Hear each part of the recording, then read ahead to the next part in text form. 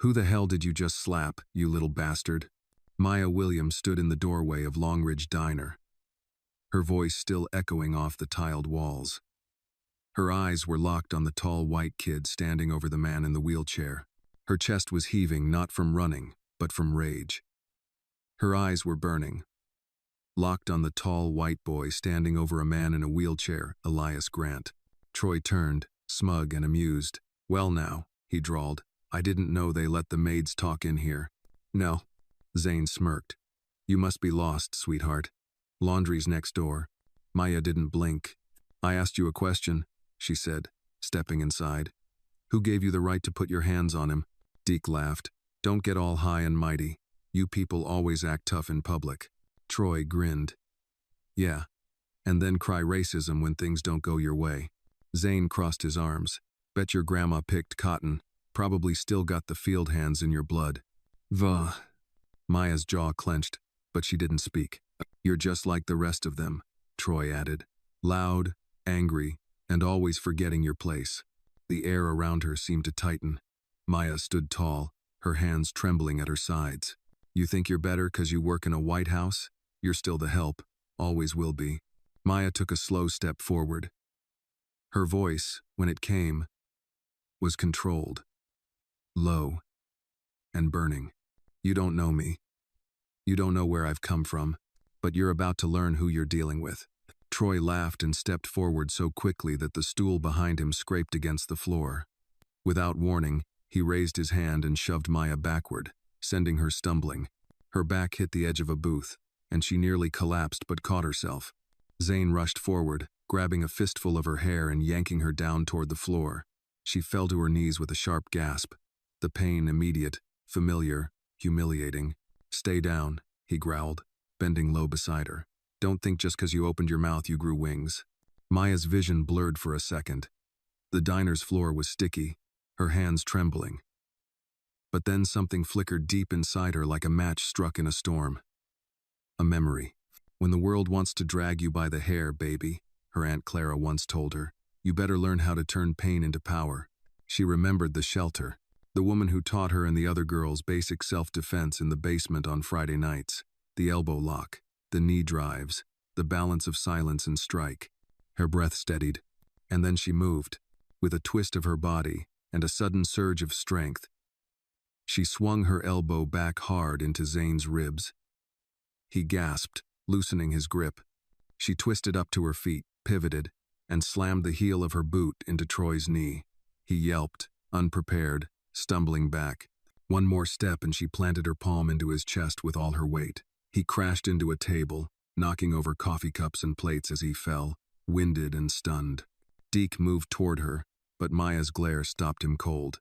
"You want some too?" she hissed, her voice low, breathless, dangerous. The diner was dead silent. Elias hadn't moved an inch, but his eyes had. They were fixed on Maya now, watching her not with pity or even gratitude, but something deeper. Respect. Maya stood over Troy, chest rising, blood on her lip, but her eyes clear and unshaken. "You ever talk about my skin, my family, or my people again," she said, voice shaking with power, "and I will finish what I started." Zane helped Troy to his feet, limping and stunned. Deke back toward the door. They didn't speak. They ran. The door slammed shut behind them. 1 hour earlier, Elias had rolled into the diner like he always did every Thursday morning. The leaves outside painted the sidewalk in warm hues of orange and rust. He wore a wool coat with frayed edges and a gray beanie that covered most of his silver-streaked hair. No one paid him much attention anymore, not as the tech billionaire he used to be. Not as the innovator who once graced magazine covers. Here, he was just that old guy in the chair. He liked it that way. His usual table by the east window was empty. He took his seat and quietly ordered scrambled eggs, wheat toast, and black coffee. He brought out his leather-bound notebook and scribbled something only he could read. That morning, the peace didn't last. The door had swung open with a slam. Troy, Zane, and Deke, 3 young white men fresh out of the regional correctional center, strolled in with the kind of arrogance that came from never being held accountable. Their laughter was too loud. Their boots thudded against the floor like war drums. They scanned the room, looking for a target. Then they saw Elias. "Look at this guy," Troy had sneered, elbowing Zane. "Fancy-ass wheelchair, probably rolled out of a nursing home." Zane tilted his head. "Nah. I seen him before. Ain't that the guy from the tech company?" Deke squinted. "The cripple who crashed his Tesla and vanished? Elias Grant?" "Holy shit," Troy grinned. "You're right. Elias goddamn Grant. Used to be on Forbes. Now look at him." They approached his table uninvited. Elias didn't flinch. "What's the matter, Mr. Billionaire?" Troy had said. Mockery in every syllable. "No private chef today? Or did your maid quit?" Elias didn't respond. He simply sipped his coffee, eyes on the window. That silence irritated Troy more than anything. "You made millions off phones and apps, right? All that brain power, and you still couldn't dodge a fender bender?" Zane laughed. "Must suck going from stock options to disability checks." Deke leaned in, voice lower. "You used to build things. Now you can't even walk to the bathroom." Still, Elias said nothing, and then without warning, Troy raised his hand and slapped him across the face. It wasn't rage. It was worse, it was entitlement. "Say something, you stiff son of a bitch," Troy hissed. Elias looked at him slowly, eyes steady, cheek reddening. "You think hurting me makes you strong?" Before more could happen, the diner's bell jingled again. Present moment. Elias rolled forward, stopping just beside her. "Miss William," he said, voice soft but firm, "you didn't just defend me. You stood up for every person who's ever been told to stay down." Maya looked at him, pain flickering behind her pride. "I didn't do it for a thank you," she said. "I know," he replied, nodding slowly. "That's what makes it matter." And for the first time in a long time, Elias Grant felt it again, hope. Not the kind built in boardrooms, but the kind that walks through a diner door with a crooked name tag and refuses to stay silent. The sunlight had shifted by the time Maya stepped outside the diner. It fell in softer rays now, filtering through the red leaves of the oak trees lining the quiet street. Her uniform was wrinkled, stained with scrambled eggs and coffee. A thin cut sat beneath her bottom lip, drying into a thin crimson line. Still, she walked upright, shoulders squared, steps steady, not defiant, just present, fully, wholly present. Behind her, the diner had settled into a strange, reverent hush. No one dared make eye contact when she passed their booths, not even the manager, who had spent the entire incident pretending to refill ketchup bottles. The waitress, just a kid, barely 20, had finally looked up when Maya walked past her and whispered, "Thank you." That was enough. Elias followed slowly, maneuvering his electric wheelchair with a grace that surprised her. He stopped beside her just beyond the parking lot, beneath the shade of a battered elm. "You didn't have to do that," he said, his voice raspy like gravel under boots. Maya didn't respond immediately. She adjusted her name tag, then exhaled sharply. "No," she said. "I didn't." Elias studied her a moment longer. "But you did." She turned to him, brow raised. "And you? You just sat there. Let them humiliate you." "They didn't humiliate me," Elias said simply. "They exposed themselves." Maya crossed her arms. "And you're okay with that?" "No," he replied, his eyes drifting toward the diner windows, where the patrons still lingered in uncomfortable silence.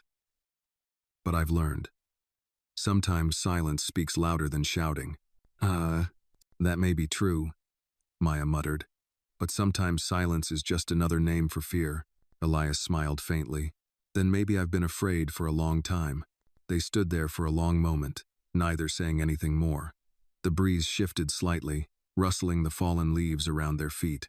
Finally, Elias spoke again. "You walk home from here?" Maya glanced down the street. "I walk to the bus stop. Then it's 2 rides and half a mile on foot to the Northridge estate." 2 rides and half a mile?" Elias echoed. "In that uniform?" "I've done worse," she said.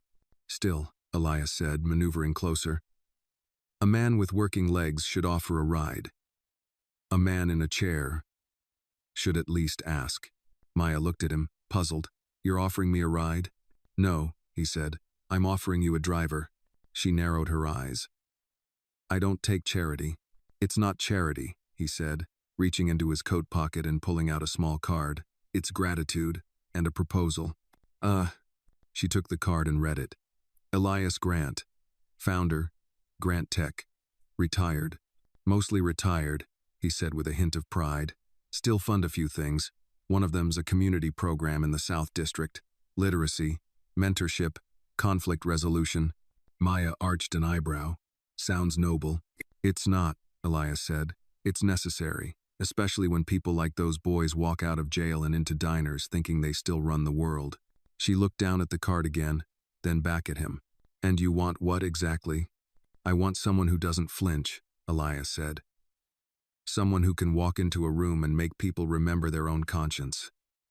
Someone who doesn't let history repeat itself in silence. Maya blinked. You're offering me a job? I'm offering you a place where your voice matters. Her heart thudded, just once. In that way it did when life shifted under her feet. A warning. Or a signal. I have a job, she said after a pause. I know, Elias replied. But do you have a purpose? The words hung in the air like church bells after a funeral. She didn't answer. Not because she didn't have one, but because, for the first time in years, she wasn't sure. He didn't push her. Instead, he backed up his chair and nodded toward a sleek black town car pulling into the lot. The driver, an older black man in a gray cap, stepped out and tipped his head. That's Winston, Elias said. Vietnam vet, used to drive senators around. He's got better stories than I do. Maya glanced at the car, then at the bus stop down the road. She hesitated. You got 5 minutes, Elias said. Before the car becomes awkward and the offer turns into pity. Don't make me feel like a white savior. I'm already too old to be redeemed. She barked a laugh despite herself. I don't need saving, she said. Good, he replied, because I'm not good at it. Oh. Maya looked once more at the car, the card in her hand, the man in the wheelchair who had once built empires with nothing but code and vision. Then she looked toward the diner, where the world had stayed silent until she'd raised her voice. She made her choice. I'll take the ride, she said, but I'm not promising anything. Elias smiled. Promises are overrated. She walked toward the car, Winston opening the door for her with a gentleman's grace. Elias followed behind, and as they pulled onto the road, the trees of autumn bowed gently in the rearview mirror, like elders acknowledging something sacred. From the front seat, Winston asked, Where to, ma'am? Maya looked at the card again. Wherever this man thinks change starts. Elias, from the back, murmured, It starts when someone decides enough is enough. And as they drove off down the narrow country road, the silence between them wasn't heavy anymore. It was full of something else. Possibility. If this story moved you, give it a like and tell us where you're watching from. You never know who nearby might be listening too. Winston's car moved like water, quiet, smooth, confident. The old Lincoln had seen senators, lawyers, and even a retired jazz legend in the back seat once, or so he claimed. But today, it carried something different. 2 souls at a crossroads, one running from the past, the other daring to confront it. Maya sat in the back, arms crossed, eyes fixed on the world outside. The town was slowly waking, barber shops unlocking doors, school buses collecting yawning children, church bells ringing across tired roofs. She hadn't noticed how small her neighborhood looked from behind tinted glass. Or maybe it always looked that way when you weren't walking through it. Elias broke the silence first. Did anyone ever tell you you fight like a Marine? I was raised by black women, she replied flatly. Same thing. He chuckled, rubbing the edge of his jaw where the slap had landed earlier that morning. I figured. They drove in silence for another minute before Elias asked, Why'd you step in back there? I mean really, not just because they were scumbags. She shifted, not sure if she wanted to answer. But the air between them was too honest for silence. My mother worked as a nurse's aide for 30 years, Maya said, her voice quieter now. Walked to work, took night shifts, cleaned up messes no one thanked her for. One night she got harassed by 3 white boys outside a bar. She came home bruised, said she didn't fight back because it wasn't worth it.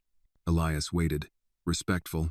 She cried in the kitchen for an hour, Maya continued, then wiped her face and went back to work the next day, like nothing happened. I told myself, if I ever saw it happen again, I wouldn't freeze. He nodded. And you didn't? No, she said, looking down, but I think she would have hated how I handled it.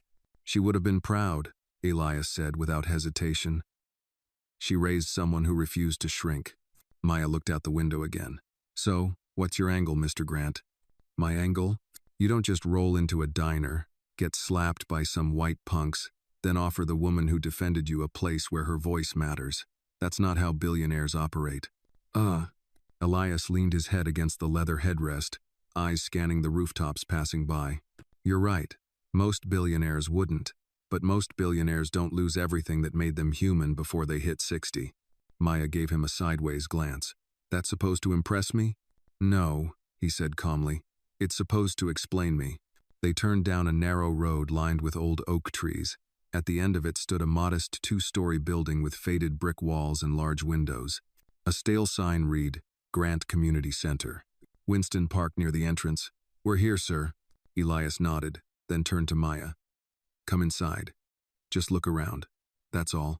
She hesitated, then stepped out. The morning was cooler now, shadows stretching long across the sidewalk. A mural covered one side of the building depicting children of every color holding books, tools, paintbrushes. Above them, the words, "We are what we build together." Inside, the center was alive. Kids played chess in one room. In another, older teens practiced spoken word poetry on a small stage. A woman in a hijab led an ESL class down the hall. The walls were plastered with handwritten quotes, community event posters, even an old black and white photo of Dr. King visiting a local church decades ago. Maya turned slowly, taking it all in. Elias sat beside her, hands folded in his lap. I built this place 5 years ago, he said. It's not a miracle, but it's something. No. She looked at him. And you want me to do what, exactly?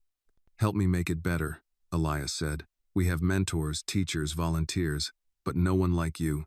Like me? She echoed. Someone who doesn't need a podium to command respect. Someone who's lived what most of these kids are going through. Someone who can teach not just how to speak, but when to fight, when to walk, when to stand. Maya stared at the stage where a teen girl was reciting a poem about her father's deportation. Her voice trembled, but her feet were planted firm. You think I can teach that? I think you already did. In that diner. Maya crossed her arms. What makes you think the board will be okay with hiring a maid with a police record from 3 years ago? I own the board, Elias said simply, and I believe in second chances. She scoffed. No offense, Mr. Grant, but second chances usually come with conditions. Fine print. Leashes. I'm offering none of those, he said. Just a chance to be who you already are. Louder. She turned away again, pretending to study a painting of a young boy with a broken chain in his hand. This isn't my world, she murmured. It's too clean, too hopeful. Then dirty it up, Elias said. Make it real. These kids don't need polished, they need honest. She didn't answer right away. Her chest was tight, not from fear, but from the terrifying weight of being needed. Finally, Maya turned to him, eyes sharper now. You want me in this fight? I want you leading it. She looked around once more. At the children. At the poems. At the mural outside. Then, for the first time since her mother passed, Maya felt something unshakable. Belonging. I'll try, she said. That's all I ask. They walked toward the main office together, side by side. And somewhere behind them, a new chapter waited to be written by voices that refused to be quiet, by hands that refused to be still. 2 weeks later, Maya stood at the front of the multipurpose room inside the Grant Community Center, her palms sweating just beneath her rolled-up sleeves. A semicircle of folding chairs faced her, filled with a mix of skeptical teenagers and tired adults. Some crossed their arms, a few had earbuds in. One boy had already asked her 5 minutes ago, "Are you, like, security?" She ignored that. Elias sat off to the side in his wheelchair, quiet, unreadable, letting her own her space. The room still smelled of floor polish and dry erase markers. On the far wall hung a banner in bold block letters. Voices that matter. Beneath it, Someone had scrawled in black marker, "Even when they shake." Maya cleared her throat. "All right. First of all, I'm not a teacher. I'm not a counselor. And I'm not a motivational speaker." That got a few smirks. "I'm not going to pretend like I know what any of you are going through," she continued, "but I've been through some stuff. Real stuff.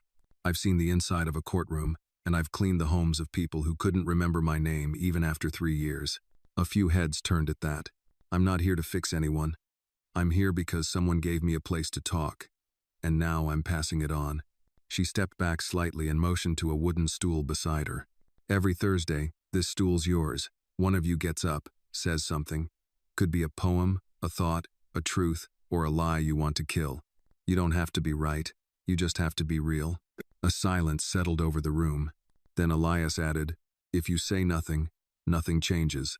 That seemed to land better than anything Maya had said. The kids didn't clap.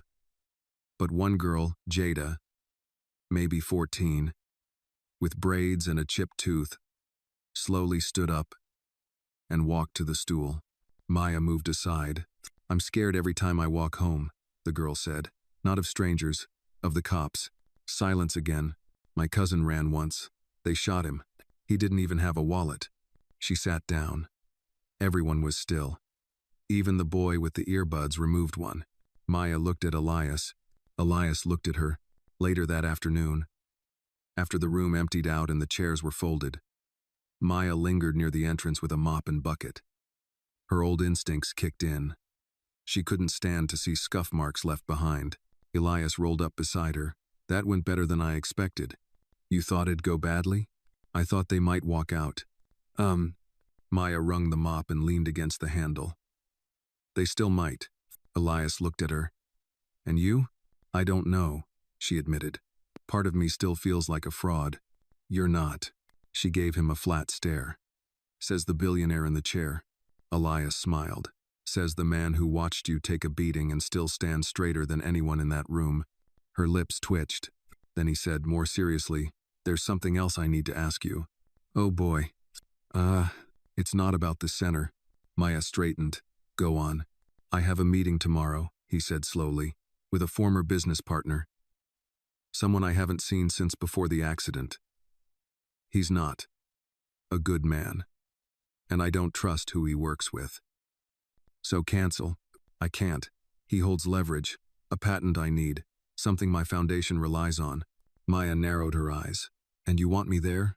"As my aide," Elias said, "in name only, but in truth, someone to watch my back." She considered him. "Why me?"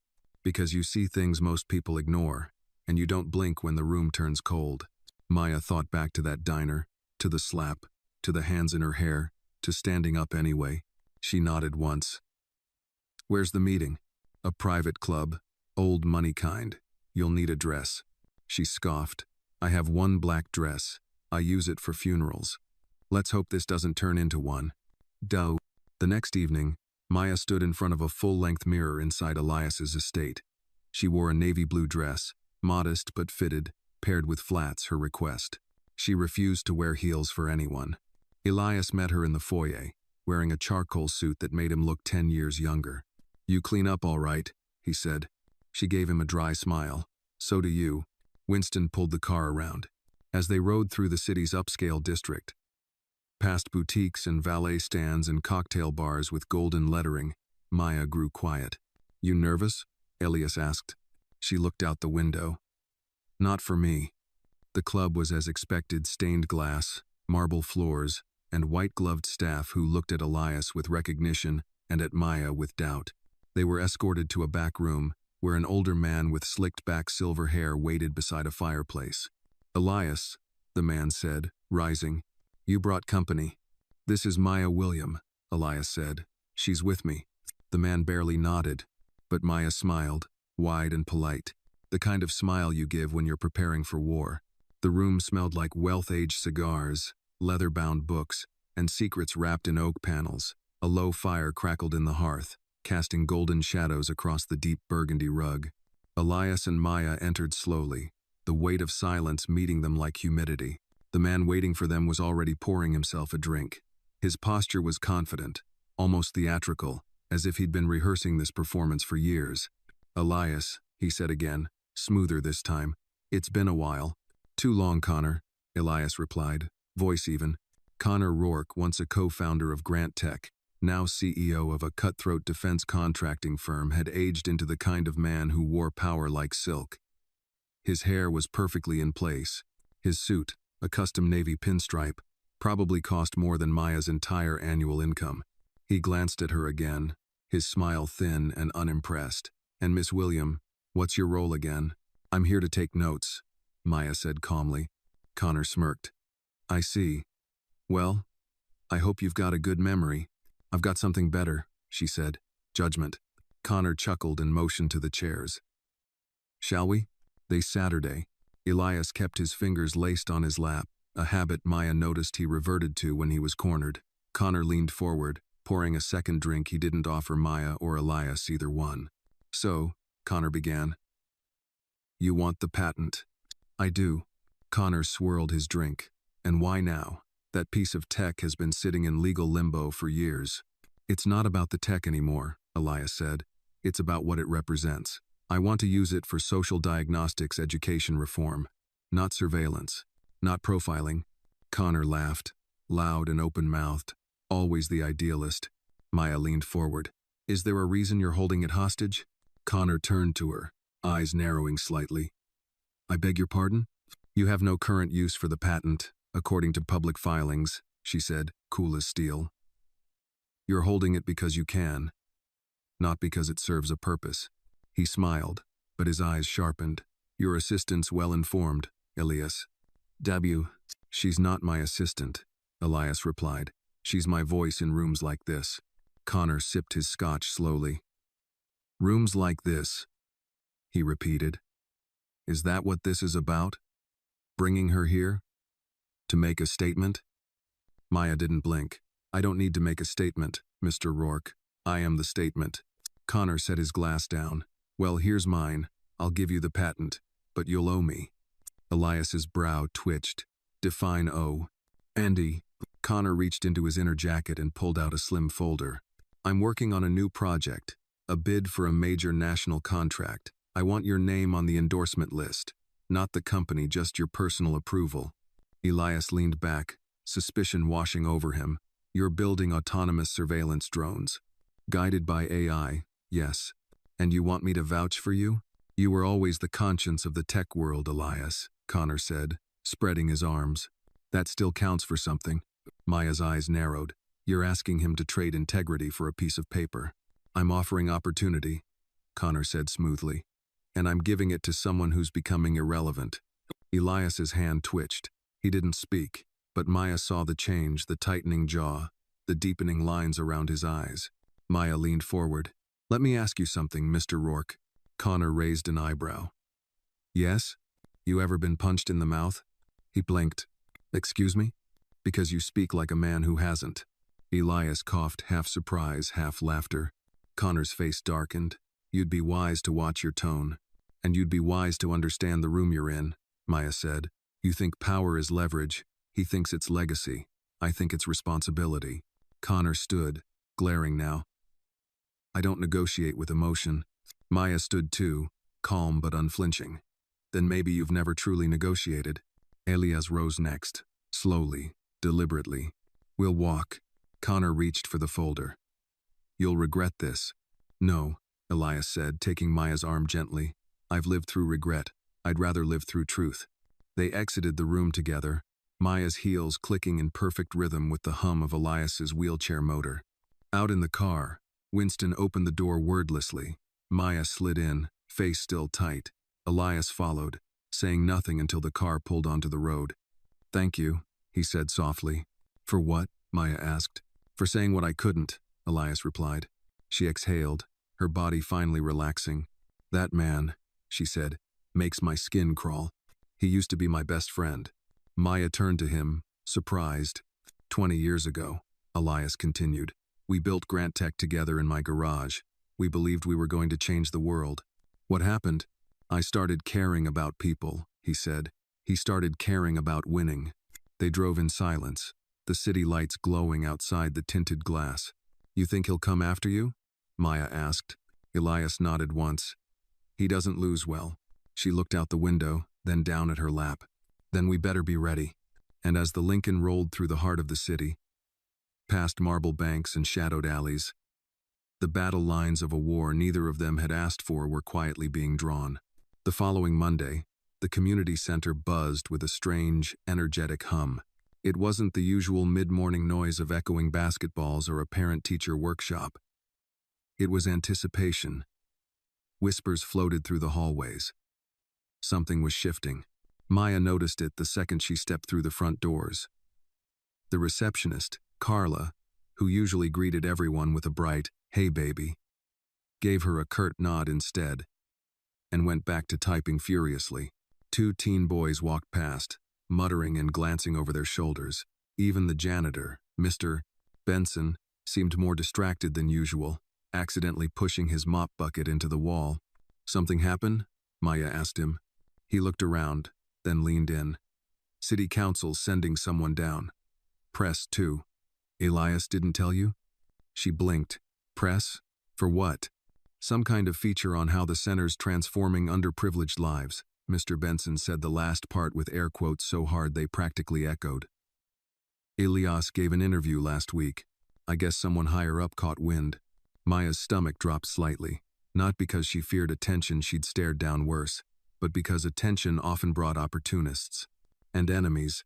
She made her way to Elias's office. The door was slightly open. She knocked once and stepped in. Elias sat at his desk, half reading an old file. His glasses perched low on his nose. "You forgot to tell me about the council visit," she said. He looked up. "I didn't forget. I just didn't want you to worry." "I don't worry," Maya said, shutting the door behind her.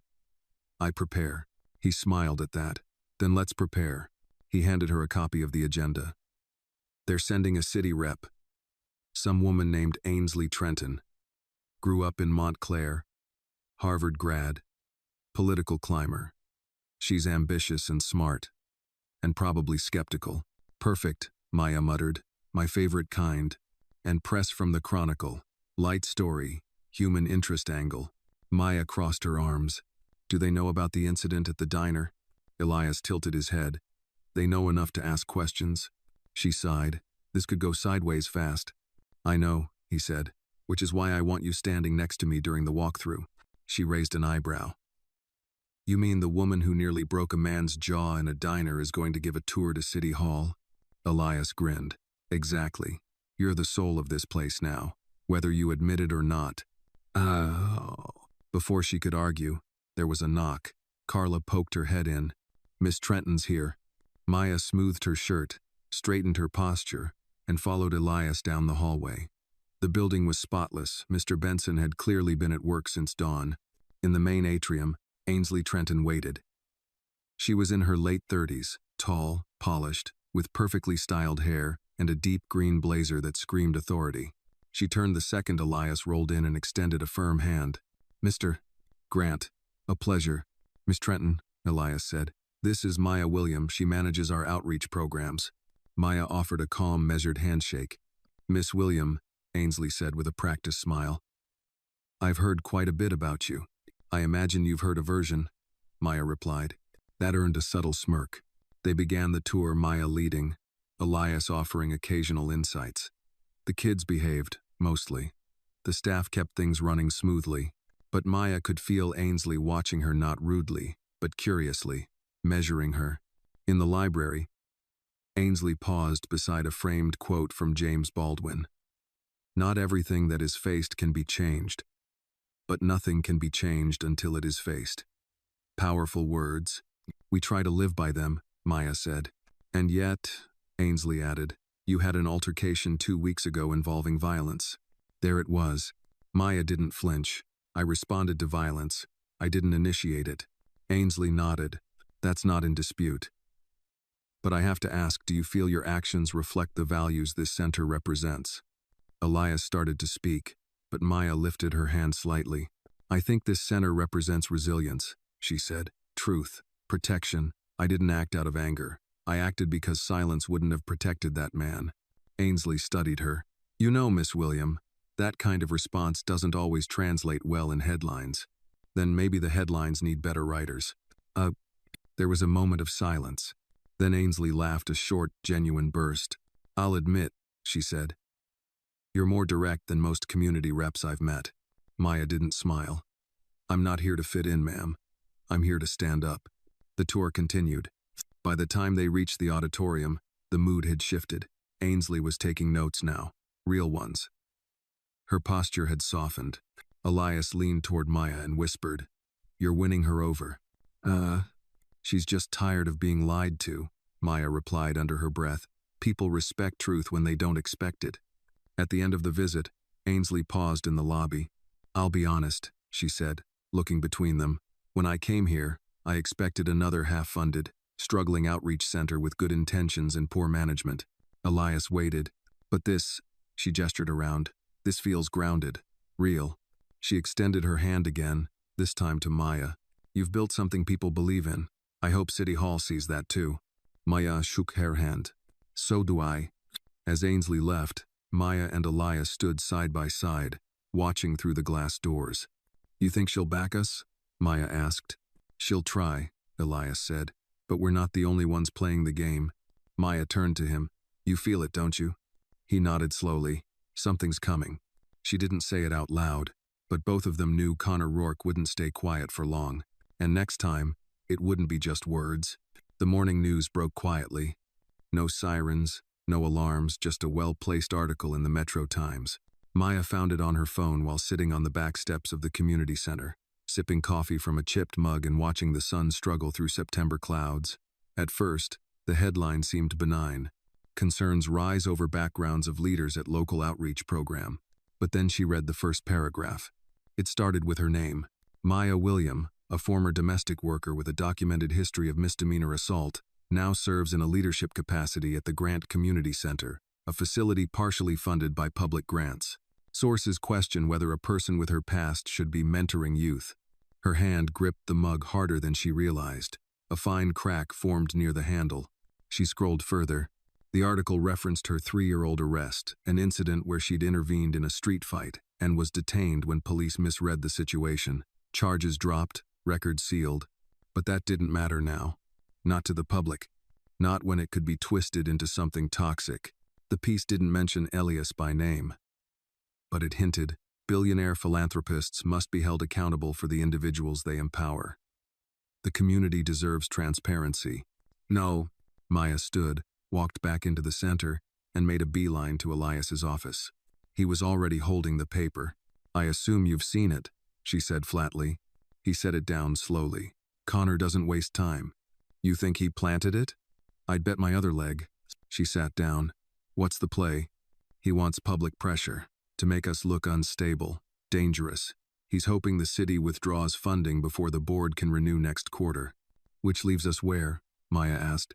Elias leaned back in his chair, exposed, vulnerable, and exactly where we need to be. She frowned. "You think this is good?" "I think now people will show their true colors," he said. "We've drawn fire. That means we matter." Maya stared at him, jaw clenched. "I can't have them painting me as the angry black woman," she said. "Not again. I've seen what that narrative does in courtrooms, in job interviews, in classrooms." "I know," Elias said quietly. "I've worked too hard to earn trust.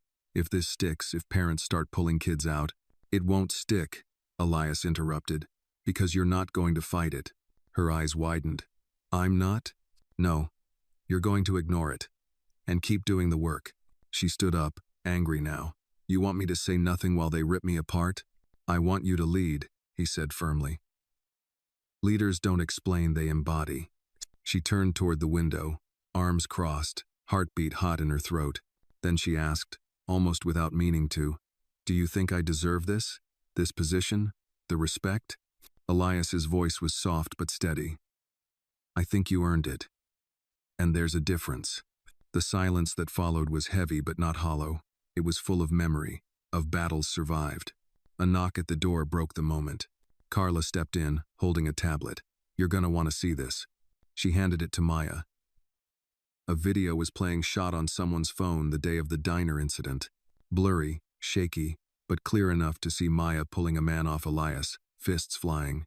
The caption read, "This woman protected a disabled man when no one else did."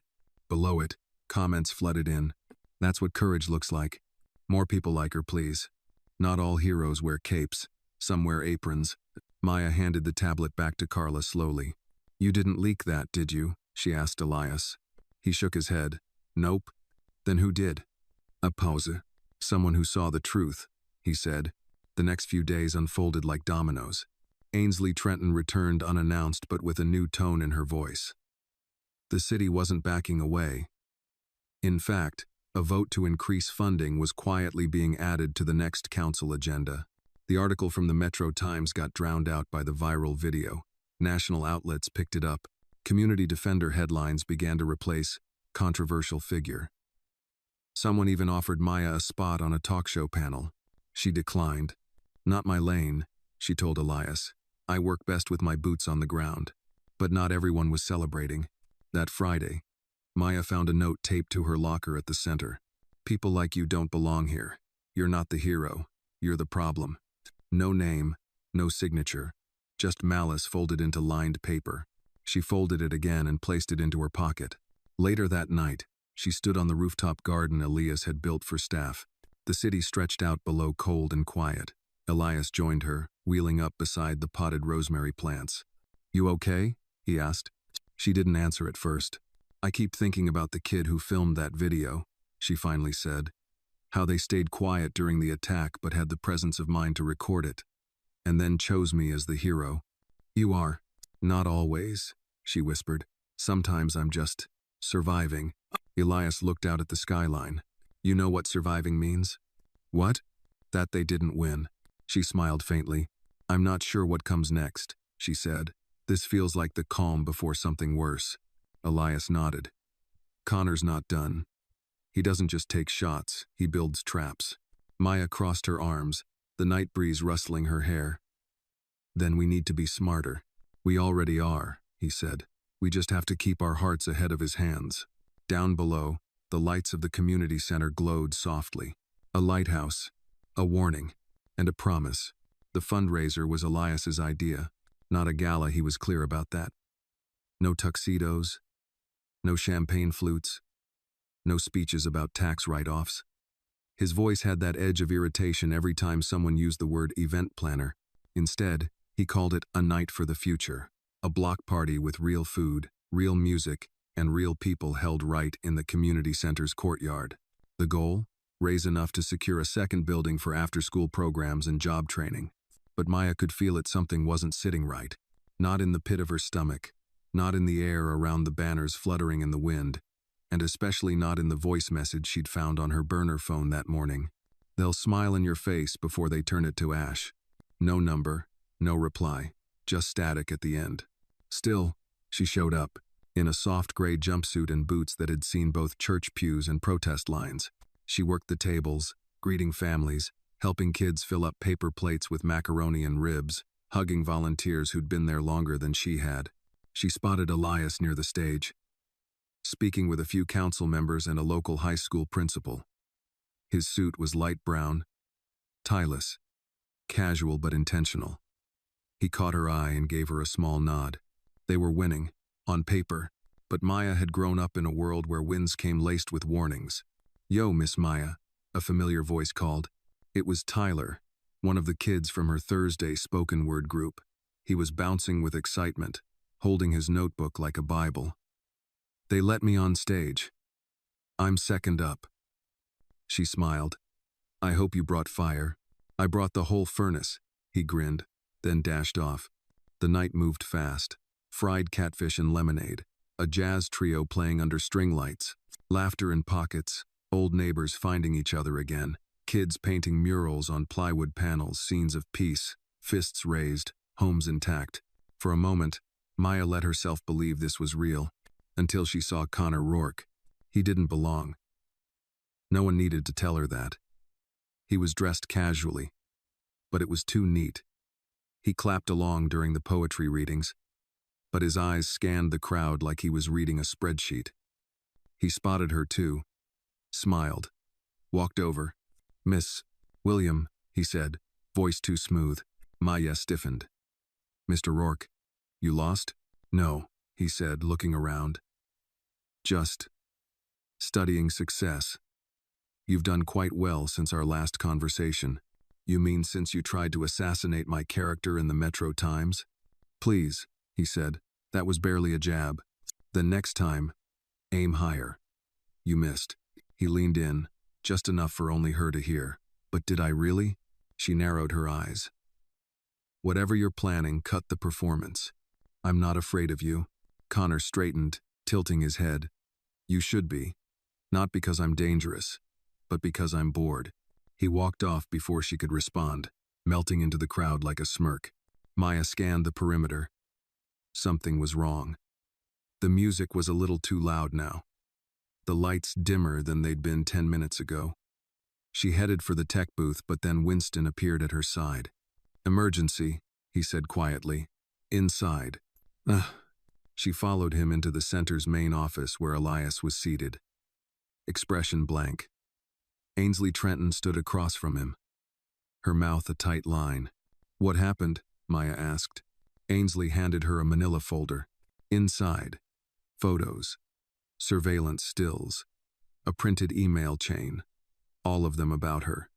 And not just her past, her time in foster care, sealed juvenile records, school suspensions, even a misdiagnosed mental health note from age 17. These were leaked, Ainsley said, to every major outlet. It's going to break within the hour. Maya dropped the folder. Her hands shook slightly.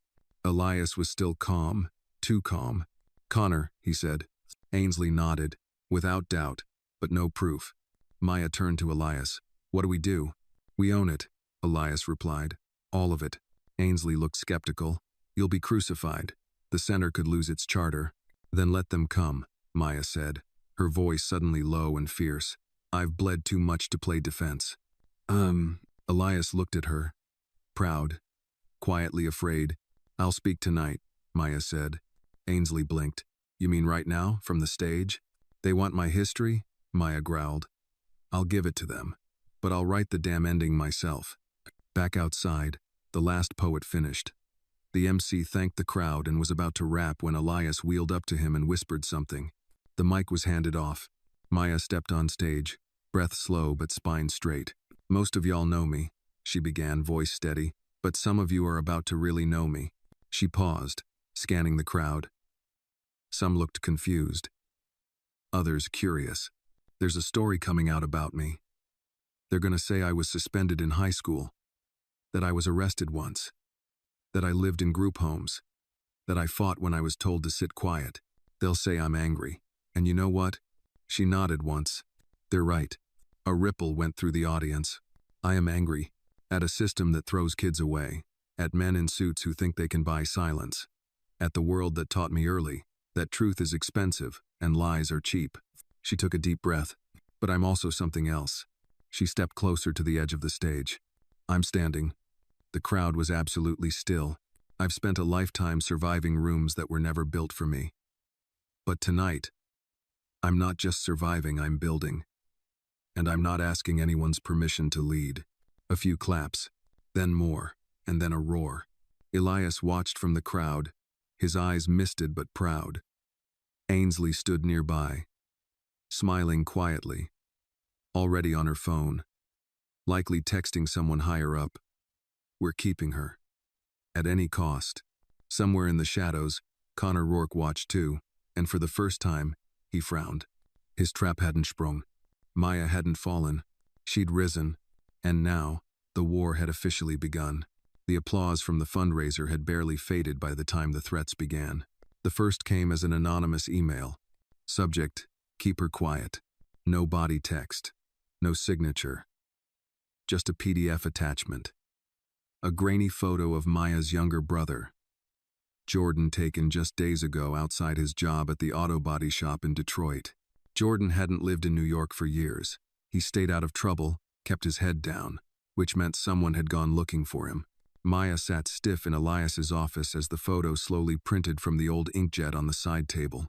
The machine wheezed like it had asthma, stretching the silence to a brittle thinness. When the image fully emerged, she stared at it. Jordan was smoking. leaning against a rusted Ford, laughing. He had no idea. Elias reached for the page. He's being watched. No, Maya said, standing. I'm being warned. She turned to him. We need to bring him here. Already working on it, Elias said. Winston's contacting a security transport out of Michigan. Maya's hands curled into fists. Connor's not just after you anymore. He's after us. Elias nodded, quiet but clear-eyed.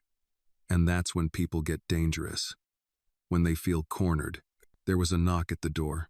Winston entered, holding a small envelope. Courier dropped this off. No return address. Maya took it, slit the seal with her fingernail. Inside was a single item, a photocopy of a sealed juvenile file. Her file. She read the words assault with intent to harm and felt something deep and cold settle in her gut. She looked up. They're trying to get me disqualified. Not just from the center, from any public office, future, influence. Then we make the truth louder than the file, Elias said. You said it yourself. We don't hide. I didn't say we don't hit back. Maya muttered. Later that evening, she walked home instead of taking the car. The fall air was sharp. The streets were quieter than usual. A few teenagers whizzed by on bikes. Somewhere, a dog barked behind a metal gate. Maya's boots clicked along the pavement. Solid. Steady. She didn't notice the man following her until she was less than a block from her apartment. He was fast footsteps, silent, intentional. She caught the reflection in a parked car's window. Tall, hoodie up, left hand in pocket. Maya didn't run. She didn't flinch. She stopped and turned. He paused, caught off guard by her stare. You got something to say? She asked, voice flat. He looked up, young, maybe 20, pale, a scar under one eye. You Maya William? You already know the answer. He hesitated. They said if I give you this, I get paid. He reached into his pocket slow, careful, and handed her a flash drive. Maya took it without looking down. Who's they? He shrugged. Some guy in a car, black SUV, said you'd know what to do with it. You always run errands for strangers in black cars. He gave her a crooked smile. Depends what they pay. Maya nodded. Let me give you some advice.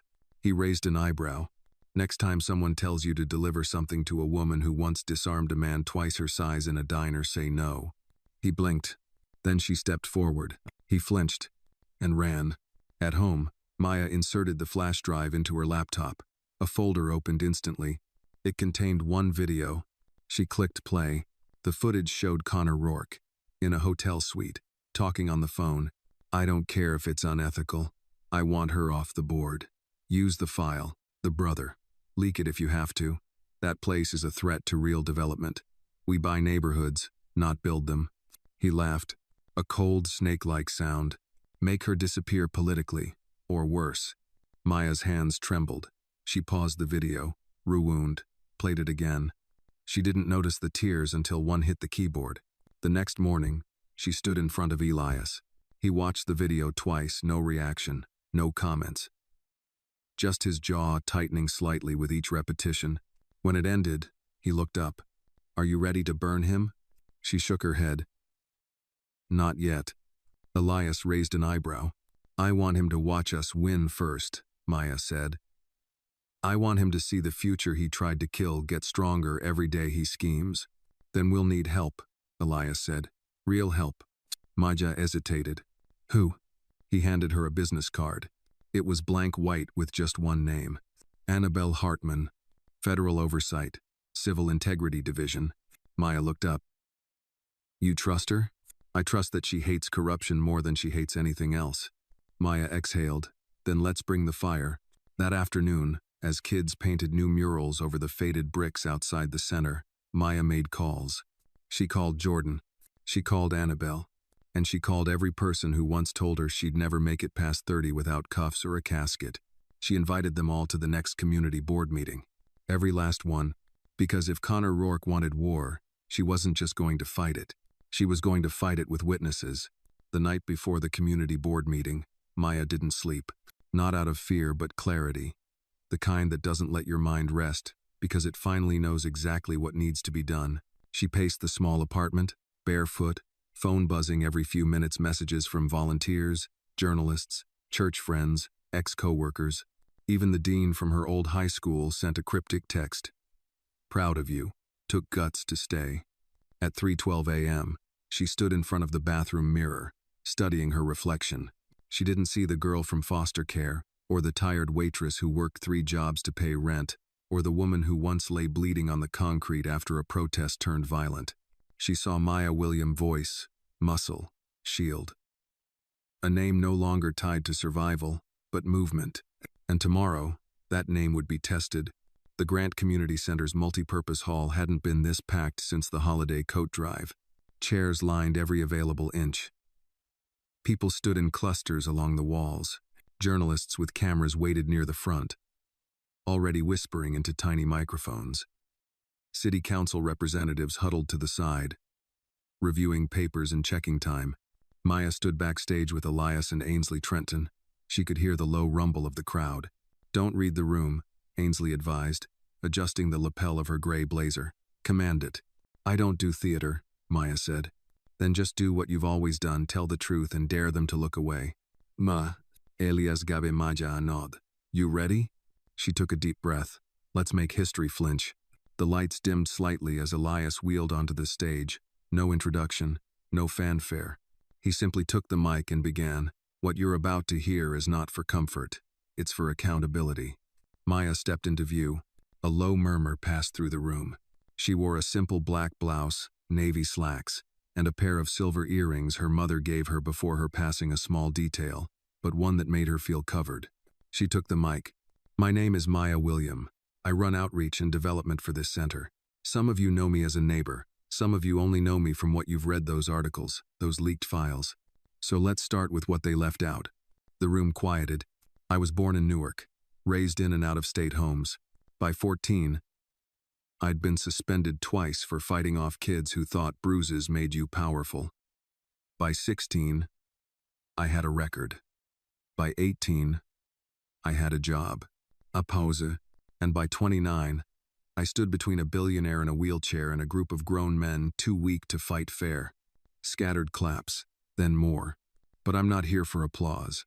I'm here because I've built something with my team, with these families, with this community, and I'm not going to let anyone, no matter how rich, how powerful, how connected, erase it.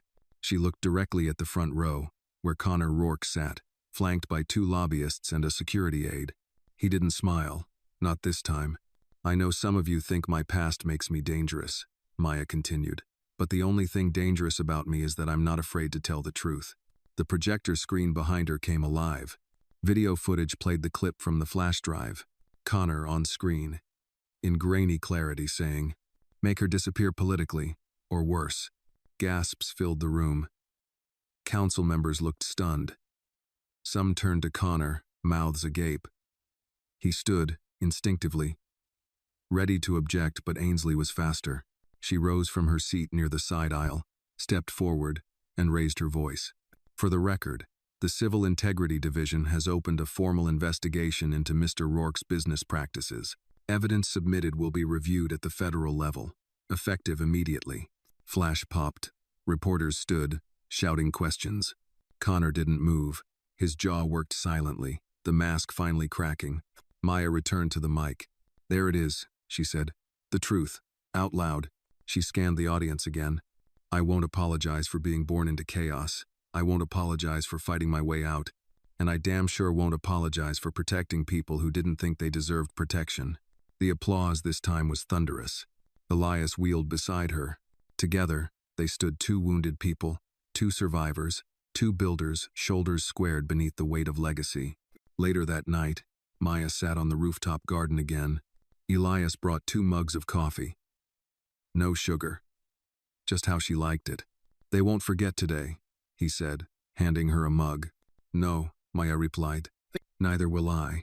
She looked up at the night sky. I spent years thinking my story didn't matter, that no one would want to hear it unless it was sanitized, softened. Elias sipped his coffee. But I'm learning something, she said. What's that?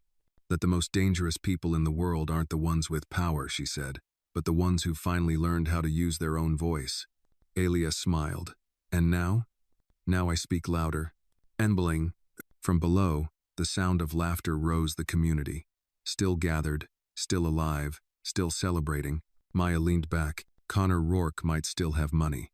But tonight, she had the microphone. The morning after the board meeting, headlines ran hotter than the weather. Community leader exposes billionaire corruption in stunning address. Woman once disregarded as troubled now leads the fight for justice. Rourke faces federal scrutiny after leaked footage. No, the media frenzy didn't bother Maya. Not really. What she cared about was how many strangers, mostly older folks, showed up at the center that day just to shake her hand. One woman in a floral blouse and orthopedic shoes hugged her and whispered, "My daughter was in foster care too. Thank you for not hiding." But praise wasn't the only thing brewing. By noon, Elias called her into his office. "They vandalized the storage shed," he said. Maya stiffened. "What?" "Broken last night. Spray paint, slashed tires, broken glass. Someone urinated on the mural the kids painted last month." She didn't speak for a moment. "Security footage?" she asked. Winston nodded grimly. 2 men. Faces covered. They knew where the cameras were. Military precision. Maya crossed her arms. "Connor?" Elias hesitated.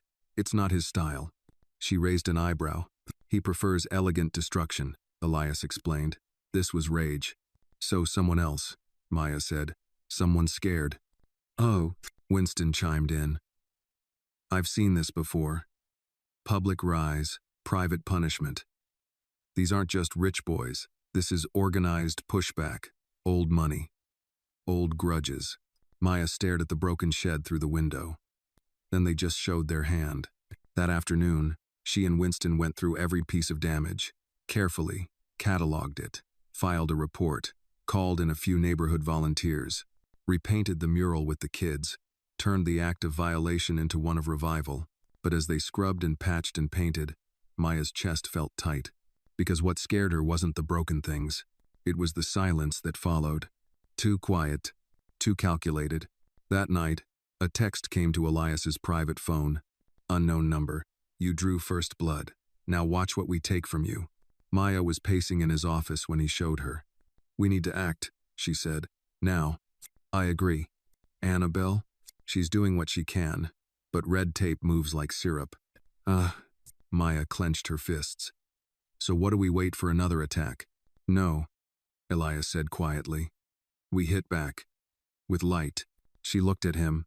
"Tomorrow night," he continued, "we hold a vigil. Not just for the vandalism, but for every kid this place has saved. For every woman who thought she didn't matter. We make noise. Public, peaceful, and powerful."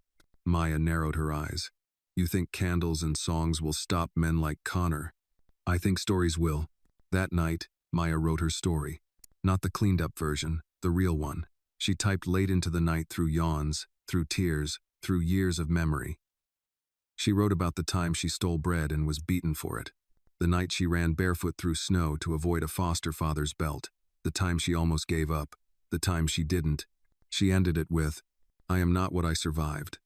I am what I became in spite of it." And she signed it. Maya William, daughter, fighter, builder.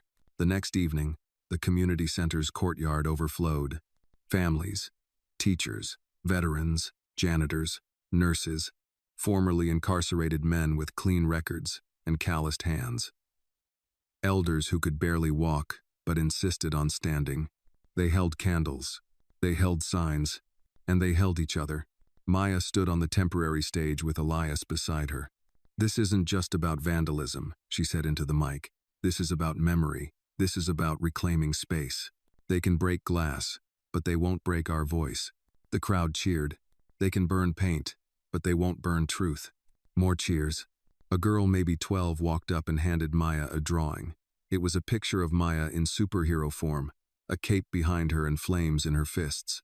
She almost cried. Almost, but the fire hadn't gone out. It had gone underground. That night, as the crowd dispersed, a quiet figure slipped through the parking lot, a man in a long coat, holding a phone to his ear. "We underestimated her," he whispered into the receiver. "She's louder than we thought."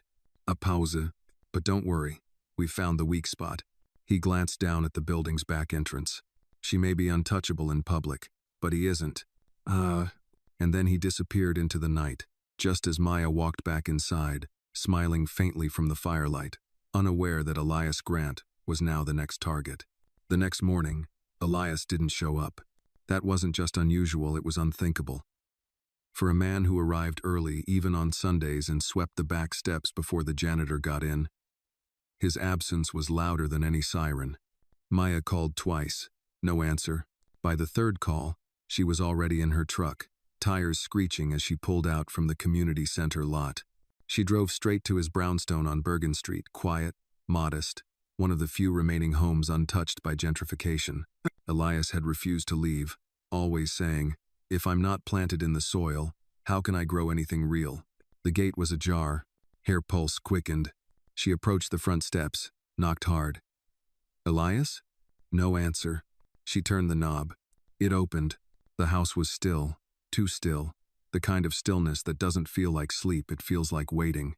She stepped inside slowly, every sense on alert. "Elias?" she called again, softer this time. A faint sound came from upstairs, not a voice, a scraping. She moved carefully, each creak of the stairs a hammer in her chest. The door to his study was open.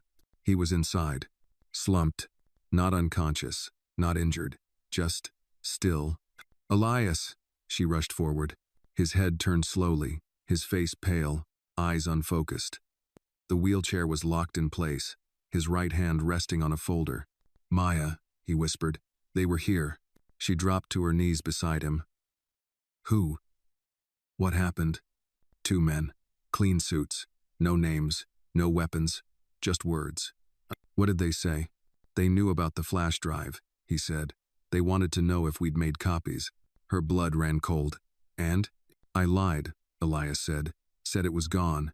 That it had corrupted." "Duh." Maya's voice was tight. "Why would you lie?" "Because I saw what was in their eyes. Not men sent to threaten. Men sent to finish a job." She stared at him, rage and fear swirling. "They left this," he said, handing her the folder. Inside was a photo. Grainy, black and white. Of a hospital bed. An older woman. Tubes in her nose. A note was taped to the bottom. The price of disobedience. She didn't listen either. Maya's breath caught. "Who is this?" Elias looked down. Annabelle's predecessor. A woman who opened a corruption case against one of Connor's real estate firms. She disappeared before it went to trial. Rumors said cancer. But this was a message. Maya stood, pacing. "We have to move. This isn't just political anymore. This is violence in a suit and tie." Elias nodded. "I've already reached out to Annabelle. She's coming in person." "When?" "Tomorrow." Maya turned back toward him. "Then we don't leave each other's sight until she does." That night, Maya brought Elias to her place. It wasn't fancy, but it was safe, no public records, no utilities in her name. An old friend's unit she'd taken over years ago. She locked the doors, closed the curtains, kept a baseball bat next to the couch where she sat most of the night, watching Elias sleep in the guest room. He looked small, smaller than she remembered. For the first time since they'd met, she saw his age, the weight he carried, the battles etched in his spine. Around 3 a.m., her phone buzzed. A blocked number. She answered anyway. A voice spoke, distorted, male, cold. "One day, he'll fall asleep and not wake up. You can't protect him forever." Then a click. Silence. Maya sat there, the hum of the refrigerator suddenly deafening. She didn't move for 10 full minutes. Then she texted Winston, "Double security. Every exit. We've crossed a line." He replied instantly, "Already done. And I've got friends watching your block. We're not alone." She smiled grimly. Not alone, but not safe either. The next morning, Annabelle Hartman arrived. Black suit. Black sunglasses. Voice like a judge, and posture like a blade. She walked into Maya's apartment like she owned the world, and was just visiting for a brief correction. "You have no idea what kind of firestorm you've kicked up," she said before even sitting down. Maya crossed her arms. "We didn't light the fire. We just stopped pretending we didn't smell the smoke." "What?" Annabelle removed her glasses. Her eyes were fierce, but tired. "I've seen 3 investigations like this," she said. 2 were buried. 1 ended in a closed casket. Maya held her ground. Then maybe it's time for one to end in court. Annabelle studied her. You're not afraid. I'm used to being hunted, Maya replied. Then let's hunt back. For the next 3 hours, they planned. Mapped out testimony. Built witness lists. Lined up financial records and shell company links. Elias, though weak, stayed alert. Sharp as ever. He connected dots no one else had seen. By noon, they had a war room. By nightfall, they had a strategy. But even strategy doesn't shield from ambush. Around midnight, a car exploded 2 blocks from Maya's apartment. No casualties, no injuries. But the message was loud. We know where you are. And as the fire trucks wailed and neighbors gathered in robes and slippers, Maya stood at the window, watching the smoke rise over the rooftops. Beside her, Elias didn't flinch. Annabelle whispered, "They're getting sloppy." Maya shook her head. "No," she said, "they're getting scared." By dawn, the city was already waking, but Maya hadn't slept. She stood barefoot on her small balcony, a mug of black coffee in her hands and her eyes locked on the smoldering patch of asphalt 2 blocks away. The bomb had been crude, built for message, not murder. But she didn't miss the timing. They were showing restraint only because they thought they were still in control. That illusion was about to end. Inside, Elias was awake, reading reports on a tablet. Annabelle had brought documents connecting Rourke's shell companies to embezzlement schemes dating back 10 years. He zoomed in on a signature. "That's the same accountant from the Crosswell Heights case," he said. Maya turned from the balcony. "The one that ended in a suicide?" Elias nodded. "Annabelle's running it through the DOJ." Quietly. Winston entered the apartment then, breathless. "We found something." Maya and Elias looked up at the same time. Winston handed Maya a flash drive. "One of our guys dug it up from an old database. Thought it was lost. Surveillance audio from a 2017 development deal. Rourke's people bribing city inspectors." Maya inserted the drive into her laptop, and they listened. The voices were clear. Dates. Amounts. Names. One of the voices mentioned Grant Center. Maya blinked. "He's been trying to sink us since we opened." "Not just sink," Elias murmured. "Erase. He wants our existence stricken from the record, as if it never happened." Annabelle returned later that morning, trench coat over her arm, phone to her ear. Her tone was clipped, furious. When she hung up, she didn't sit. "They're making their first move today," she said. Maya narrowed her eyes. "What kind of move?" "They've filed a federal injunction to freeze the center's accounts, under suspicion of financial mismanagement and public endangerment." Elias scoffed. "What public endangerment?" "The vigil," Annabelle replied. "They're claiming it was unauthorized, unsafe, and incited unrest." Maya stood. "That's insane. It was candlelight and jazz musicians." "Doesn't matter," Annabelle said. "They've used smaller reasons to shut down bigger threats." Maya turned to Elias. "We have emergency reserves, right? Enough to keep the lights on for a few weeks." Annabelle stepped forward. "But we won't need weeks. We need 1 day." "What happens in 1 day?" Maya asked. "I unseal the grand jury documents," Annabelle said. "I leak the Rourke connection quietly. Not to press. To allies. Real ones. The kind who sit in chairs that look like thrones." Elias raised an eyebrow. "You're playing chess." "I'm tipping the board," she said. That evening, Maya returned to the center. Even with the financial threat hanging, the building was alive. Seniors danced in the rec hall. Kids played table tennis in the corner. Volunteers moved like clockwork. Hope refused to evacuate. Maya found herself standing outside the mural the kids had just finished repainting this time. A scene of a phoenix rising over the city skyline. Its wings stretched toward the sky, bold and untamed. As she stared, a voice behind her said, "Nice bird. Still think it'll fly?" She turned. It was Jeremiah Kane, former city prosecutor. Now on Rourke's legal team. Sharp suit, smug face. Maya didn't blink. "You came to gloat or to beg?" "Neither," he said. "I came to offer you a deal." She folded her arms. "Let me guess. I step down, walk away quietly, maybe take a cash settlement, and you miraculously dismiss all charges." He smiled. "Something like that." Maya stepped forward. close enough to smell his expensive cologne. "You see that mural?" she asked, pointing. Jeremiah looked over his shoulder. "That's me," she said. "Every time you burn something down, I come back bigger, hotter. And I remember who lit the match." He chuckled. "You really think people like you win? You get one headline, one speech. Then, the machine eats you." Maya smiled, not wide, not nice. A quiet smile that said, "You have no idea what you just awakened." "I'm not here to win," she said. "I'm here to last." Back inside, her phone buzzed.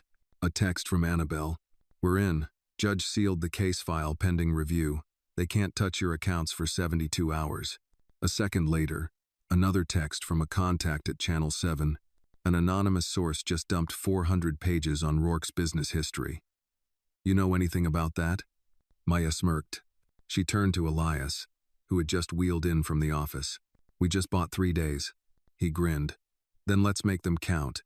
0. That night, Maya didn't sleep again, but it wasn't dread keeping her awake.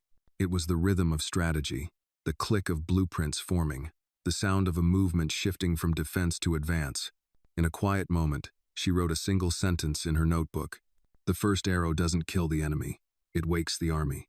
She underlined it twice, then closed the book, because tomorrow they would wake the city. At exactly 7:03 a.m., the first broadcast hit the airwaves. Channel set, followed by Channel 11, then an NPR affiliate that served the boroughs.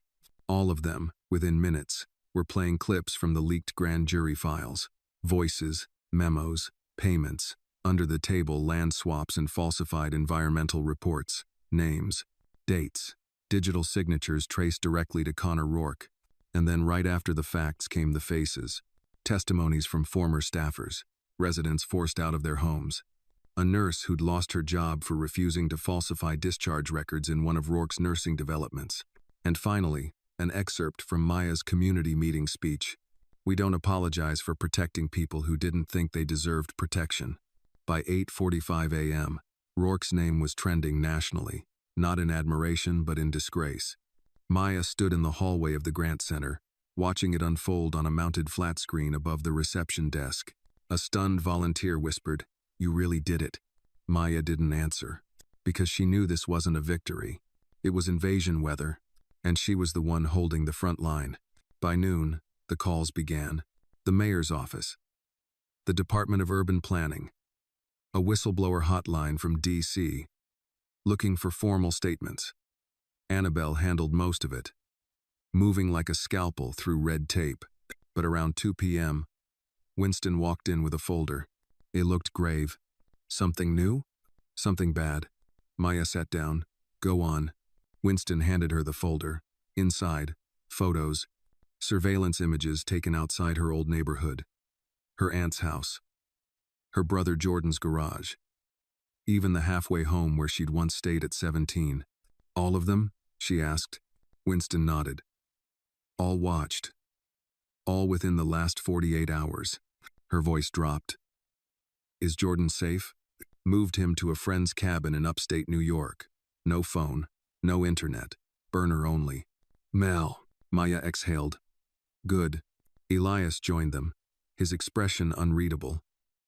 "They're unraveling, which means they're dangerous. Especially now that the public eye is on them. They'll look for private pressure points." Maya stared at the photos. "Then we hit them with something publicer." "That's not a word," Elias muttered. "It is now." She stood and turned to Winston. "Let's go to the church." He frowned. "What church?" "The one where I spent my Saturdays cleaning bathrooms so I could use their Wi-Fi. The one they tried to evict 6 years ago before the neighborhood protested. It's still there, still small, but it's the backbone." Winston nodded. "You want a statement from the pastor?" "I want a sermon." By 6 p.m., Maya stood at the pulpit of New Hope Missionary Baptist, facing a congregation that hadn't seen this many people in the pews since Easter Sunday 1997. Word had spread. Cameras were stationed discreetly. People watched on fold-out chairs and cell phones. Even some of the Grant Center's most stubborn critics were present. She wasn't in formal wear, just a blue sweater and black jeans. But her voice carried like thunder. I didn't come here today as a leader, she said.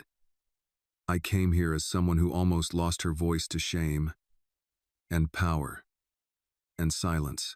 Amurmur. When I was 16, I thought power came from fear, that being louder meant being right. I was wrong. Power isn't volume, it's truth. Applause rippled. I've been told I should step down, that I'm too much of a liability. Too much of a woman. Too much of a black woman. Too much of a fighter. Too much with a record. Louder applause now. But let me say this as clear as I can. If being too much is what it takes to keep my people standing, then I will be too much until the day I die. The church erupted. Behind her, the old stained glass windows shimmered as sunset broke through, and for a brief second, Maya looked like something carved from purpose, her outline glowing in colors of rebellion and resilience. After the service, a city councilwoman pulled her aside. "Miss William," she said, "we've started proceedings to launch a formal ethics hearing into Rourke's firm. We want your testimony on record." Maya nodded. "You'll have it." Elias, waiting nearby, smiled faintly. "You just forced the government's hand." Maya looked around the church, every pew full, every soul lit up. "No," she said, "the people did." Later that night, as she returned to the Grant Center to lock up, she noticed something at the front steps. A single white rose, laid carefully against the welcome mat. No note, no wrapper, just the flower, and a smear of ash on the concrete. Winston stepped out from the shadows. "Found it 10 minutes ago." Maya looked at him. "Message? Likely." She bent, picked up the flower, and turned it in her hands. Then she crushed it. "Let them send flowers," she muttered. "We're planting roots." 2 days after the church speech, the Grant Center was busier than ever. The place buzzed like a nerve, volunteers in every corner, media trucks parked half a block down, donors calling in from across the country. Maya had barely finished an interview with a local NPR station when a reporter from the Washington Post asked for a sit-down. She didn't want to be famous, but she understood now visibility wasn't vanity, it was armor. Still, fame had a sharp edge. By midday, Annabelle stormed into the office holding a legal brief, eyes blazing. "They're suing you." Maya blinked. "Who?" "Rourke's legal team, under a shell subsidiary. Claiming defamation, business loss, emotional distress. Libel, everything short of accusing you of arson." Elias frowned. "They're bleeding." "They're cornered," Annabelle replied. "This is a tactic. Drain your energy, drain your resources, force you to play defense again." Maya looked at the brief. "What's the timeline?" "Pre-trial hearing in 2 weeks. But they've filed for an expedited freeze on all remaining community funds." "They're trying to choke us," Maya said, quietly. Winston entered just then, carrying a tablet. "You need to see this." He played a clip from a late-night broadcast. It was Jeremiah Kane, the smirking attorney from Rourke's team. "Miss, William is clearly unhinged. She's turned a local dispute into a personal vendetta. Our client is concerned not just for his business, but his safety." Maya raised an eyebrow. "Safety? Next he'll say you built the bomb 2 blocks away," Winston muttered. Maya leaned back in her chair. "They're scared. That's good. But we can't just keep playing catch-up." Annabelle folded her arms. "Then let's change the game." That evening, Maya made a call. The man who answered had a voice like gravel and a memory longer than most libraries. "Detective Lang," she said. "It's Maya William.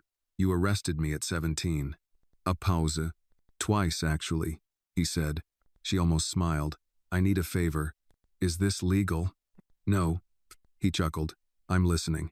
By morning, Lang was in the office. Retired now, gray-haired, sharper than ever, brought a thick manila folder and a laptop that looked like it had been through a war. "I've been tracking land use permits for years," he said. "Stuff the city buries. Public data, just unfindable. But I'm old, nosy, and hate paperwork left open." He pulled out a map. Red markers dotted the neighborhoods around the Grant Center. Dozens of them. Tiny lots, empty buildings, playgrounds. Every one of these was quietly rezoned over the last 8 years under shell companies connected to Rourke. You know what they have in common? Elias rolled closer. They're near low-income or minority-dense areas. Lang nodded. He wasn't just buying land. He was boxing out futures. Annabelle studied the documents. This is massive." Maya looked up. "Can we prove it?" Lang smirked. You ever know me to half bring something? He opened a second folder. Photos, meeting transcripts, invoices, and a 20-minute audio recording of Rourke himself speaking to a broker, laughing about cleansing neighborhoods to boost property values. Maya's stomach turned. This is what we release, she said. Annabelle nodded. Not to the press. To the people. That night, Maya stood in the center of the community garden. They'd gathered dozens neighbors, teachers, parents, students. An outdoor screen was set up. Speakers wired. Candles lit. Maya stepped up to the mic. Tonight, you'll hear words that were never meant to be public, she said. They're cruel, they're real, and they're from the mouths of men who want us silent.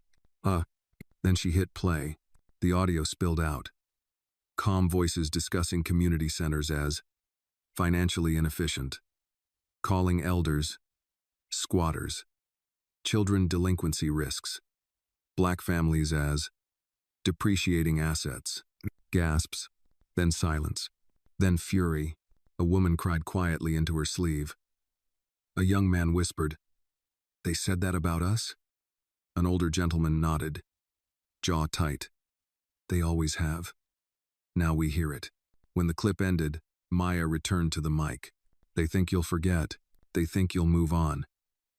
But what they don't know," she said, "is that once you pull truth into the light, it doesn't go back in the shadows." Applause broke like thunder. Elias wheeled beside her, eyes glassy. Annabelle whispered, "We just turned the tide. But tides go both ways." At 3:17 a.m. Maya's phone rang. It was the emergency line. Winston's voice was urgent. "Maya, the center. It's on fire." She was already running before he finished. By the time Maya reached Bergen Street, the night sky was orange. Flames clawed through the windows of the Grant Center like wild animals set free. Smoke poured upward, thick and black, blotting out the stars. Sirens wailed. Lights flashed red and blue against the row of buildings, and neighbors stood in clusters, clutching robes and coffee mugs, their faces pale and stunned. Maya ran straight to the police line, her chest heaving. "Where's Elias?" she shouted. A firefighter pulled off his mask long enough to yell back. "We got him out, he's in the ambulance." Her legs nearly buckled with relief. She shoved past two officers and reached the ambulance just as the EMT closed the doors. Elias sat inside, oxygen mask over his face, soot smudged into the lines of his skin. His eyes opened when he heard her voice. "Don't worry," he rasped. "Don't you dare say that," Maya snapped, climbing in. "Our home is burning to the ground, Elias." "Oh." He lifted the mask for a second, his voice gravel. "Homes can burn. But families rebuild." Her throat tightened. She grabbed his hand, ignoring the way her palms smelled of smoke. This wasn't random. "No," he whispered. "This was war." By dawn, the fire was out. Half the building was gone, charred beams, melted furniture, waterlogged classrooms. The mural was destroyed. The phoenix painted just days ago now lay in ashes, its wings curled and black. Maya stood on the sidewalk, clothes streaked with soot, hair tied back, fists trembling at her sides. Neighbors gathered around her, some crying, some silent, some furious. "Was anyone hurt?" she asked Winston, who'd been coordinating with the fire chief. He shook his head. "No deaths. A couple of volunteers had smoke inhalation, but they're stable." "Cause?" Winston's jaw tightened. "Accelerant. Backdoor. Professional. Herr Stomachsank. Rourke." He didn't answer. He didn't need to. Annabelle arrived an hour later. Trench coat flapping in the morning wind. Hair still damp from the shower she clearly hadn't had time to finish. She scanned the wreckage, her lips pressed into a razor line. "They just upgraded the game," she said. Maya turned on her. "And what's the government going to do about it? Another sealed file? Another pending review?" Annabelle met her glare. "You think I don't know how this feels? I've buried colleagues because of men like him. But rage doesn't build cases. Evidence does." Maya jabbed a finger toward the ruins. "That's evidence." Annabelle didn't flinch. "That's tragedy. Unless we prove his fingerprints are on it, it's just smoke." Maya wanted to scream, but Elias's voice echoed in her memory. "Leaders don't explain, they embody. so she swallowed the fire inside her chest and turned to the crowd instead. Her voice carried through the morning air. They burned our house, but they didn't burn our story, and they didn't burn us. People nodded. Murmurs rose. A few clapped. Then more. Until the street echoed with a rhythm raw, angry, but alive. Maya raised her hand. Silence fell. This place was never about walls or paint. It was about people, and people can't be burned down. The cheer this time rolled like thunder through the block. Even firefighters stopped what they were doing to listen. She looked at Annabelle. We'll rebuild, but we'll do more than that.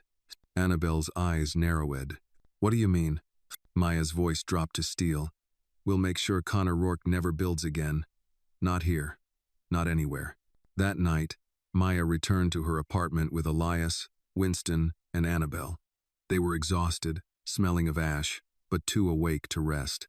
On the coffee table, Maya laid out photos of the fire, copies of Rourke's leaked audio, and a list of shell properties Detective Lang had flagged. We hit him where it hurts, she said. Not with fists, with facts. Nah.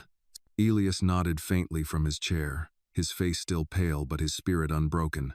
We turn every family he displaced into a witness, every shell company into a headline. We bury him under the weight of the voices he tried to erase. Annabelle leaned forward. That's a mountain of testimony. Maya's eyes burned with purpose. Then we climb. Winston poured coffee for everyone, his deep voice cutting through the tension. They thought the fire would silence us. All it did was light the city. Bye. And as the four of them sat in the dim glow of a single lamp, smoke still lingering faintly in their clothes, Maya wrote one sentence across the top of the whiteboard she kept for planning. From the ashes, we rise louder. By sunrise, the Grant Center was cordoned off with yellow tape. Reporters circled like vultures, snapping photos of the smoldering wreckage. But across the street, something unexpected was happening. Neighbors had gathered not just a few, but dozens, then hundreds. They brought folding chairs, coolers of water, trays of bagels.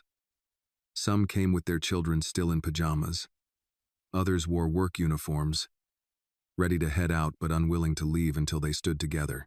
Maya walked into the street, hair tied back, sweatshirt smudged with soot. She looked around and saw the quiet determination in every face. The fire had burned walls, but it had lit something larger, defiance. Elias rolled up beside her, a wool blanket across his knees. He looked weaker, his cough more persistent, but his eyes were sharp. Do you see it? He asked. See what? Maya said. The army waking up. Winston joined them, carrying 2 large thermoses. He handed one to Maya. Coffee lines already longer than the diners. Folks are calling this the fire that failed. Maya smirked grimly. Failed to break us. Failed, but not forgotten. By mid-morning, Annabelle had turned her hotel suite into a command post. Files spread across the bed, maps taped to the walls. A corkboard covered in photos of shell companies and property deeds. She stabbed a pushpin into the board. The arson was a scare tactic, but it's also a mistake. Accelerants leave chemical signatures. If we can trace the supplier, we tie it back to Rourke's contractors. Winston folded his arms. That's thin. Thin is enough when you stack it on top of fraud, bribery, and attempted witness intimidation, Annabelle said.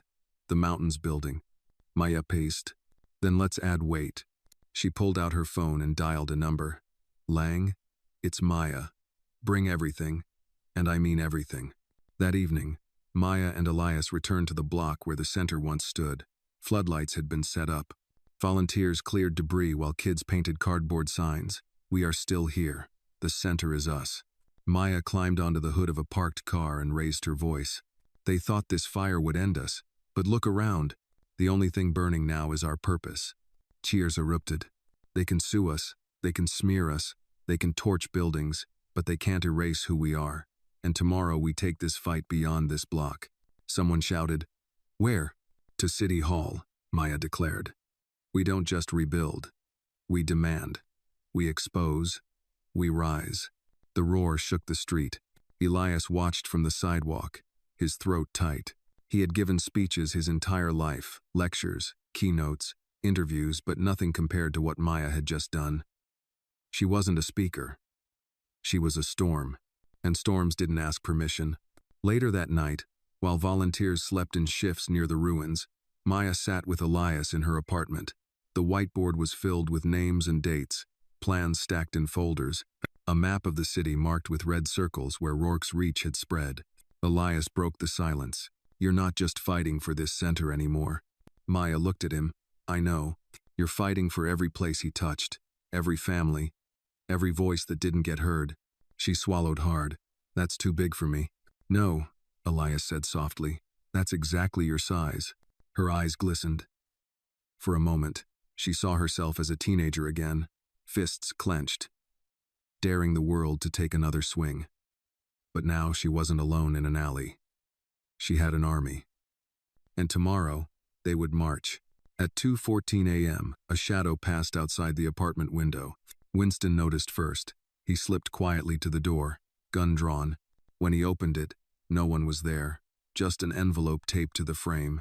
He peeled it off and brought it inside, handed it to Maya. She opened it. Inside was a single sheet of paper with 4 words written in bold black ink. "Tomorrow is your last." Maya looked up, her jaw hardening. "They're about to learn," she said, "that warnings don't scare me. They sharpen me." Elias closed his eyes, whispering like a prayer. Then, "May the morning find us ready." The morning broke gray, heavy clouds hanging low as if the city itself held its breath. Maya laced her boots with deliberate hands.